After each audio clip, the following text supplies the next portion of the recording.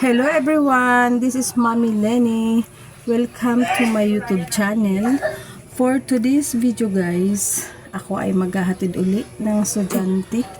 And after ko silang ihatid, dahil halos katabi lang ng school ang public market ng San Jose, ay dadaan tayo.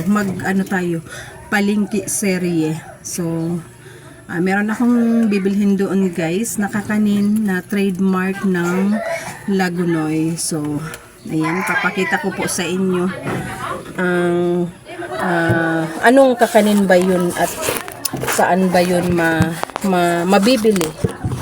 And, ayan, ang gulo na naman ng aking camera. Ayan, hinihintay ko pa yung isa kong pamangkin. Ayan, si Ate Nikki. Ang oras ay 6:30 ng umaga.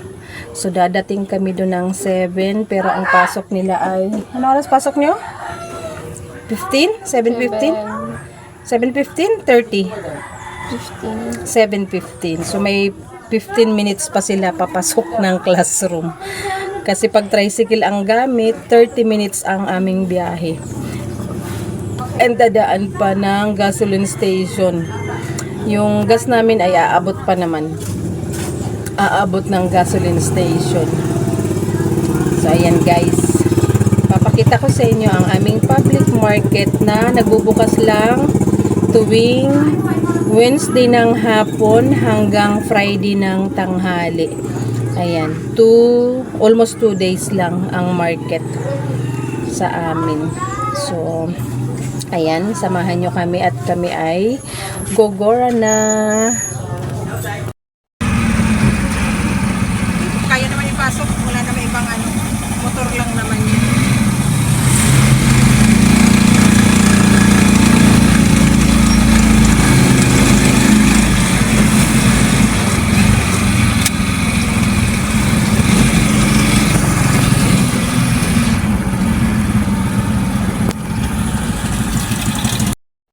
Ayan guys, nakahatid na tayong estudyante. Late na ba? 7:15. Sakto lang. Bye-bye. Ayan, ando na ang aking mga pasahero. And galing dito guys, ang palengke, ayan lang oh. Kita ba? Ayun lang, yung may building na yan. Nandyan ang public market. So, doon tayo pupunta. Ayan, padaanin lang natin tong mga pumapasok na motor kasi ganitong oras talaga yung dito, rush hour and traffic para hindi tayo makasagabal sa mga pumapasok na estudyante. Okay lang yung palabas. So, ayan, let's go now. Ayan guys, nandito na ako sa public market, San Jose Public Market. Ito ay highway. So, baba na tayo. Ayan. Maraming tao ngayon kasi Friday. Hanggang mamayang tanghali lang yan. Ayan, bitbitin natin ang susi at baka makalimutan, maiwanan. minsan nahihiya ako guys kasi siyempre maliit lang naman tong bayan namin. Nag-start ako kasi sa Reels. Kahit pa paano ay minsan may bumabati sa akin, nakilala ako. Sabi niya, di ba nagpa-vlog ka? Kunyari hindi ko na lang ngingiti na lang ako o kaya sasabihin ko, ay, nanonood ka pala. Salamat.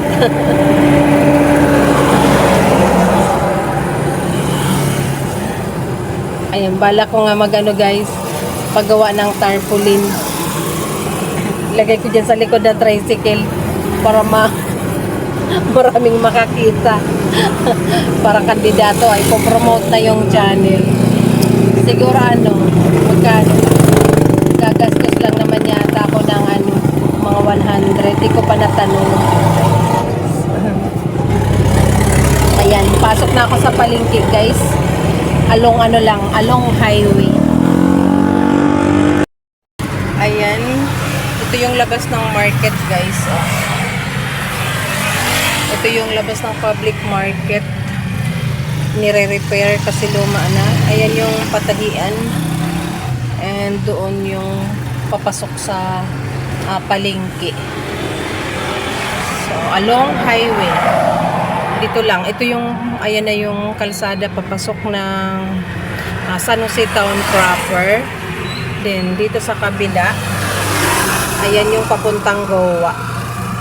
Ayan. So, nahiya ako. Nahiya ako mag-vlog. Ito ba, dapat talaga may videographer ako para kunyari naglalakad, hindi halata. So, ito yung nabili ko guys, 3 klase. Ito yung sinasabi ko sa inyo na product ng Lagunoy. Ito lahat siya na lahat ng kakanin na to ay gawa sa Lagunoy. Lagunoy Kamsor. Pero ito talaga yung trademark nila. Pag sinabing binanban ay galing ng Lagunoy. Ayan siya. 3 klase yung binili ko. Ito ang tawag nito dito guys, arroyo. Ito yung malimit na handa sa almusal pag piyesta o pag may mga handaan. Ito, hindi to nawawala, arroyo. Mahirap tong gawin guys kasi malagkit.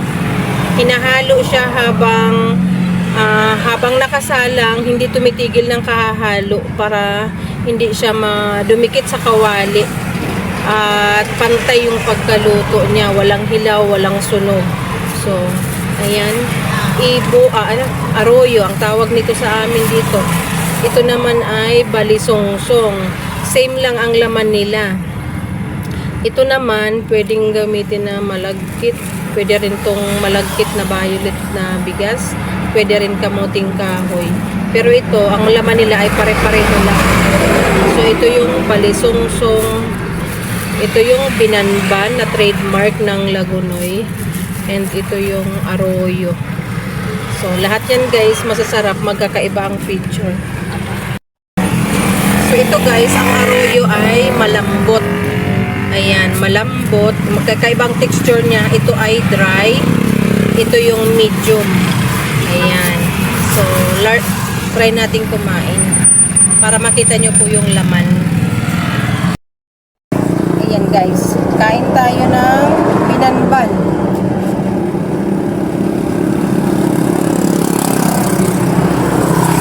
Ayan. Maliit lang ang laman.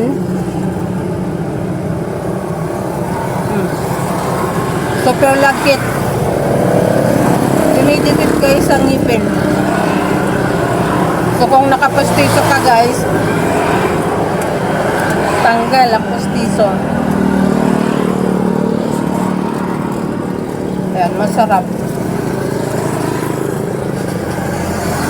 Ang ingredients nito ay bigas na malagkit, bigas na purple, gata at saka yung murang nyug hinahalo, tapos asukal.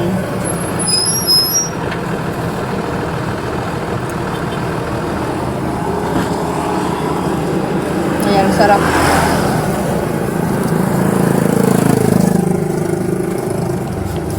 Ito yung tinatawag na simot sarap. Ang pinagkaiba ng pagluto nito guys, ito ang pagluto nito tsaka yung balisongsong ay pareho lang. Pinabalot ng hilaw, then binoboil na kasama na tong balot. Pero yung yung arroyo, linuluto muna sa kawali bago ibalot, then iboboil saglit. Ganon yung paraan ng pagluto. So tuloy na tayo guys. Doon na tayo magpatuloy na magmukbang sa bahay. Pasalubong ko yan kila mama at papa. Let's go home. Ayan, at ipasok ko na to dito. Ang hirap ng self-service vlogging.